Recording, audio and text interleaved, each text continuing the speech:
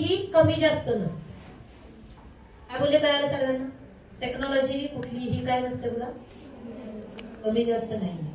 प्रत्येक टेक्नॉलॉजी त्याच्या त्याच्या लेवलवरती. तुम्हाला काय योग्य वाटते ते सिलेक्ट करा.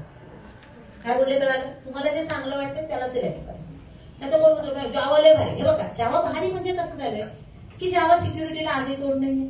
तुमचे एटीएम मशीन घ्या, तुमच्या अमेझॉनला जेवढे काही पेमेंट गेटवे वापरतात, पेमेंटचं होतं ते जावामध्ये, ठीक आहे, सिक्युरिटी म्हणून. मग काय अख्खं जावाने कॅप्चर केलंय का?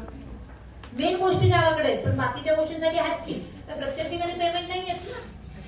पण जावामध्ये एखादी वेबसाईट बनवली आणि लॉन्च केली आणि PHP केली तर अर्ध्याने खर्च कमी होतो. आता माझ्यासारखी ऑरेंज ची वेबसाईट पब्लिश करायची, मला कुठं त्याच्यात सिक्युरिटी पाहिजे का? मग मी जिथे मला 50,000 खर्च आहे तिकडे जर मला फक्त 20,000 खर्च असेल तर मी 20,000ला प्रेफर करणार आहे ना. कळते का काय म्हणते ते? सो एक डोक्यात घालून घ्या. खूप जण आहे ना खूप कन्फ्युज करतात तुम्हाला.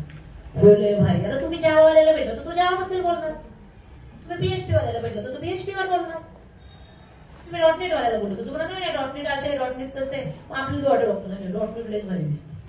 आपण .NEट कुठे सिलेक्ट करतो, पुढे कोणतरी दुसरं भेटतो ते म्हणजे नाही असं आहे असं आहे. तसं नाहीये. ते गाडवाची गोष्ट माहितीये ना, 2 जण असतात, एक गाडव असतं, एक आई वडील, 2 बापलेग असतात, माहिती का तुम्हाला? म्हणजे आपली थोडी परिस्थिती अशी होते कधी कधी. ते काय करतात, एक गाडव घेऊन चाललेले असतात. गोष्ट आहे थोडी, जरा थोडा ब्रेक मिळतो. गाडवाला एकट्याला बसवलंय, ट्रॅक्टर चालवलंय आणि दोघं चालत चालले.